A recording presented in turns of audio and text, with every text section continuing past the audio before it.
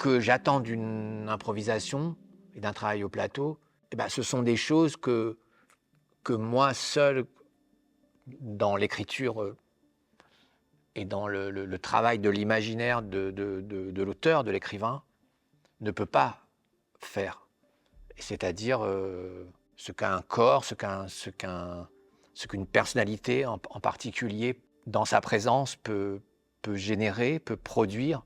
Cette chose-là, elle est incalculable, elle est non maîtrisable, par l'auteur, solitaire. Et c'est cette chose-là que j'attends, c'est cette chose-là qui vient apporter à cette écriture, de base, de départ, qui vient apporter, son complément. Il y a eu un temps où je n'utilisais rien, par exemple, de la parole, prononcée par les acteurs pendant les improvisations. Il y a même eu un temps où les improvisations, en fait, étaient faites à partir, de bribes de textes que j'avais écrits, que je demandais aux acteurs d'apprendre, de mémoriser. Et on produisait des improvisations à partir de ces mots déjà écrits, déjà pensés, à l'avance. Et puis, à un moment donné, j'ai commencé à essayer d'intégrer la parole aussi. Peut-être je vais essayer de trouver une formule, plus décisive et concrète pour expliquer en quoi l'apport des personnes est essentiel à mon écriture. Je pourrais dire cette chose que tant que les personnages de mon histoire, je ne les ai pas rencontrés, vus, que je ne les connais pas, qu'ils n'existent pas sous mes yeux, en fait, je n'arrive pas à être totalement inspiré. En fait, j'ai besoin de croire que mes personnages sont vrais, qu'ils existent, que je les ai rencontrés, avant même que la pièce, finalement, soit totalement développée. C'est entre autres ça qui est décisif dans la rencontre avec des acteurs qui vont incarner des idées de personnages, en fait, des bribes de personnages, des bribes d'intention, des bribes de situations. Et ces situations, ces personnages vont devenir réels. Et à partir du moment où ils deviennent réels, alors je peux les déployer, je peux leur inventer une histoire, en tout cas, je peux prolonger l'histoire que j'avais commencé à imaginer. Là, ça peut commencer à se mettre en route véritablement. C'est comme si j'avais le point de départ, un point de départ, une envie d'aller vers quelque part. J'organise ce temps de rencontre. À partir du moment où ces personnages sont vrais, ils existent, oui, et bien à ce moment-là, leur vie, si on peut dire, peut commencer. La fable, l'histoire peut se déployer. Mais il y a quelque chose dans l'improvisation, qui était pendant très longtemps, qui était assez compliqué pour moi à dépasser, c'est que rapidement, finalement, je n'arrivais pas à suffisamment transmettre de choses aux comédiens, aux comédiennes, pour que leurs paroles deviennent intéressantes, suffisamment. Mais je ne désespère pas, en fait. Plus finalement je vais donner de la matière, plus je vais transmettre de choses intéressantes et justes aux personnes avec qui je travaille, et plus il y a de chances qu'elles arrivent à l'endroit juste, qui va faire que j'aurai l'impression que mon écriture ne pourra pas égaler, dépasser cette chose qui est arrivée. Mais c'est un long chemin et un long travail.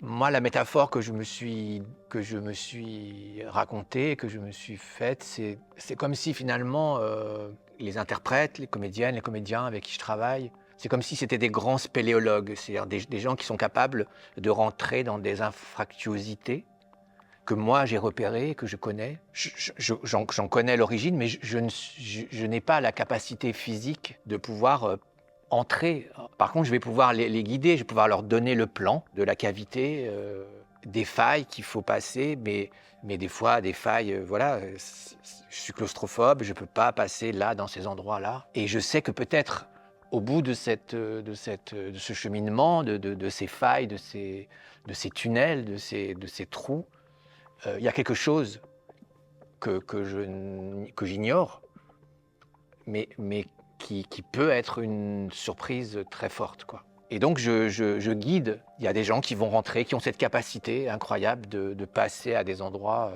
Voilà, il y a juste, il faut retenir son souffle pour passer. Qui vont entrer, qui vont descendre et qui vont arriver à un endroit qu'ils vont me décrire, qu'ils vont me nommer.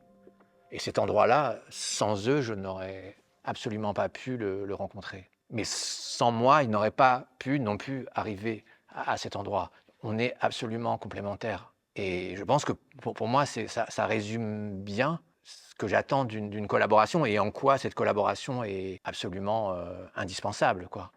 Et comment moi, je suis certes indispensable à ce processus, mais je suis insuffisant aussi, quoi.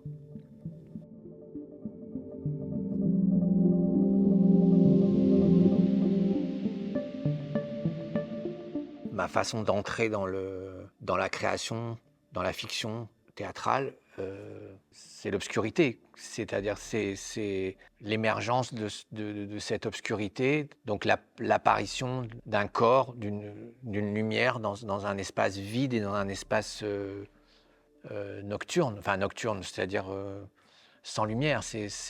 Pour moi, toute représentation théâtrale doit démarrer, doit commencer de ce point de départ. Ce qui est plus concret dans cette idée de ne pas beaucoup user d'éclairage pour pas montrer de manière trop complète et intégrale, c'est cette idée qu'il faut que la vision de l'intérieur de chaque spectateur, chaque personne qui est présente dans la salle, puisse continuer à fonctionner.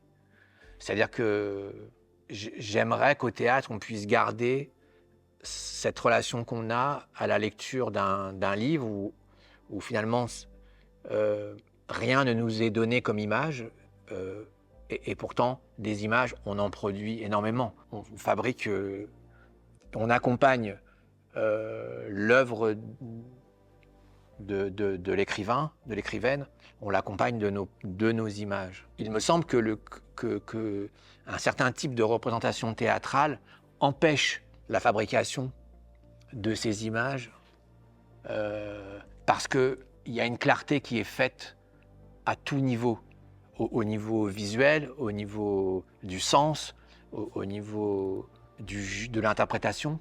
Tout est affiché, affirmé, montré au grand jour. Et aucun espace est possible pour, j'ai envie de dire, une imagerie intérieure.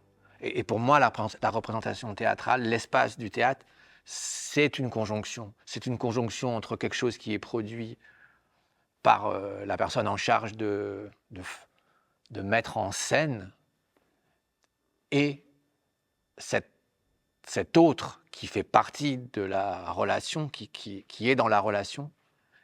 Et sans cette relation, rien n'existe, le théâtre n'existe pas. Cet autre qui fait partie de la relation, qui va être en action lui-même de fabriquer, de produire, d'imaginer. Et c'est cette relation, c'est le produit de cette relation qui est absolument unique, en fait.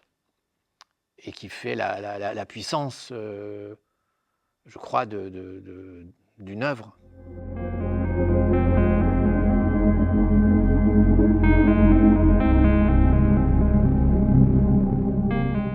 Je pense pour moi, la définition que j'ai du réel au théâtre, c'est vraiment la question du rapport au temps, c'est la question du rapport au présent.